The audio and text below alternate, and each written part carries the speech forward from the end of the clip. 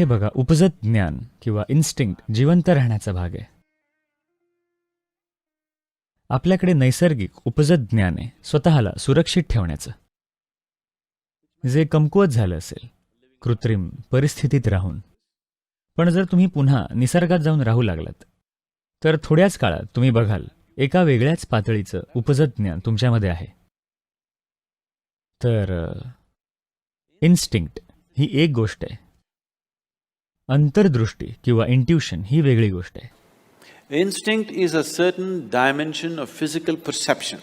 Instinct हा भौतिक जाणीवेचा एक ठराविक आयाम आहे. इंट्युशन ही जाणीव नाहीये. इंट्युशन हा हिशोब करण्याचा फक्त एक वेगळा आयाम आहे. तीच माहिती तार्किकदृष्ट्या 1, 2, 3, 4, 5 पायऱ्या आहेत. इंट्युशन टॉक एकच पायरी, एवढंच आहे. तर इंट्युशन कसं विकसित करायचं यासाठी अनेक पद्धती आहेत. शांभवी महामुद्रा जी तुम्ही करता ती नक्कीच एखाद्याचं इंट्युशन विकसित करते. पण मुद्दाम ते विकसित करण्याचा प्रयत्न करू नका, कारण तुम्ही अंदाज लावत बसाल. अंदाज लावणं म्हणजे इंट्युशन नाही. इंट्युशन म्हणजे तुम्हाला माहिती आहे, स्पष्टपणे माहिती आहे, इतकं की तुम्ही तुमचं जीवन त्याच्या खात्रीवर जगू शकता. अंदाज करणं तुम्हाला खूप गोंधळात पाडू शकतं. अरे माझी अशी गट फिलिंग आहे, अशी काही माणसं आहेत, कायम त्यांचे आतडे काहीतरी सांगत असतात. खराब खाण्यामुळे मला वाटतं. तर अंतर्दृष्टी विकसित करण्याच्या काही विशिष्ट पद्धती आहेत. योगाच्या काही ठराविक पद्धती आहेत ज्या पूर्णपणे डाव्या बाजूवर केंद्रित आहेत. इथे जो योग तुम्ही शिकता माझ्यासोबत अशा प्रकारच्या कार्यक्रमामध्ये आपल्याला उजव्या आणि डाव्या बाजूमध्ये संतुलन आणायचंय. कारण तुम्हाला नॉर्मल जीवन जगायचंय. योगाचे काही ठराविक मार्ग आहेत जिथे त्यांना तुम्ही ज्याला नॉर्मल जीवन म्हणता त्यात काहीही रस नसतो. त्यांचा एकमेव हेतू अंतर्दृष्टी विकसित करून एका ठराविक पद्धतीने जीवनाकडे पाहणं असतो. ते काय करतात की ते मधमाशीच्या पोळ्याचं मेण घेतात आणि त्यांची उजवी नाकपुडी बंद करतात. 12 वर्ष, एक सूर्यचक्र, 12.25 वर्ष ते त्यांची उजवी नाकपुडी बंद करतात आणि तुम्ही बघाल की तार्किक मन जवळपास मरून जातं. तुमच्याकडे काहीच विचार प्रक्रिया उरणार नाही, पण तुम्हाला गोष्टी सहजपणे कळतील एखाद्या नागासारखं. हे पहा, जर तुम्ही कधी सापाला हाताळलंय का? नाही. जर तुम्ही सापाला हाताळलत, खास करून नागाला, तो इतका संवेदनशील असतो.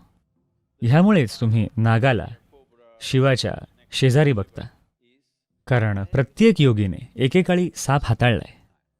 नुकतंच काल कोणीतरी मला आठवण करून देत होतं की मध्य आशियाई संस्कृतीत, खास करून ख्रिश्चन गूढ विश्वात,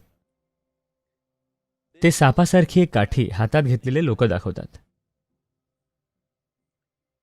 कारण त्यांना मध्य आशियात नाग मिळत नव्हते.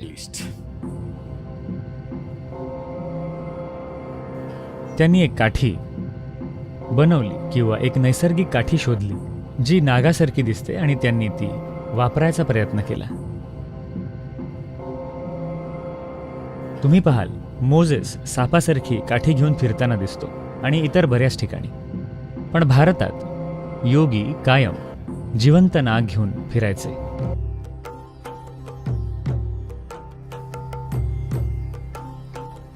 कारण त्याची संवेदनशीलता अभूतपूर्व आहे. एखादा नाग जो इथे चामुंडी टेकडीवर आहे,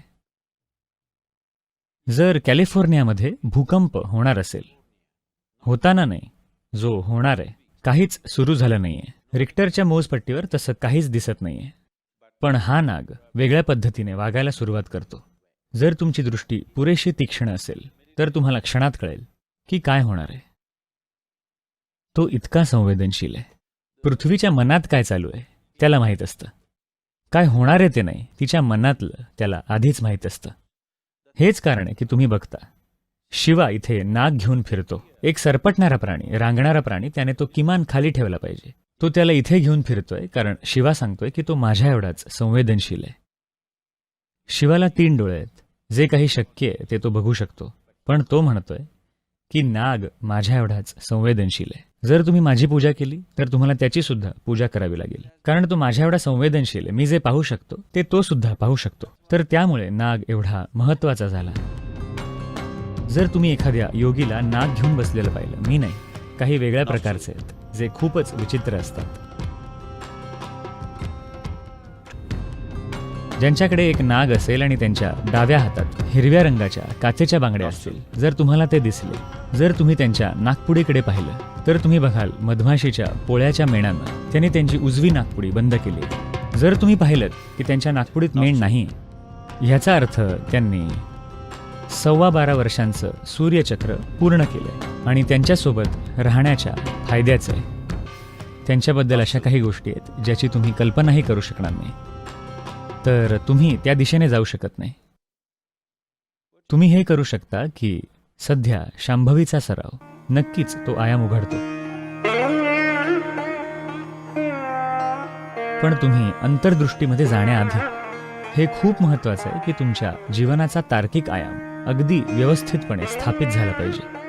नाहीतर कुणीही मूर्ख जो सरळ विचार करू शकत नाही त्याला वाटेल की त्याच्याकडे अंतर्दृष्टी आहे. हो, आधी तुमच्या जीवनाचा तार्किक आयाम स्पष्टपणे स्थापित करा, मग अंतर्दृष्टीचा शोध घ्या. ती खूप मस्त गोष्ट असेल. पण तर्क विकसित करण्याआधी जर तुम्ही अंतर्दृष्टीच्या मागे गेलात तर तुम्ही गोंधळाच्या विश्वात जाल.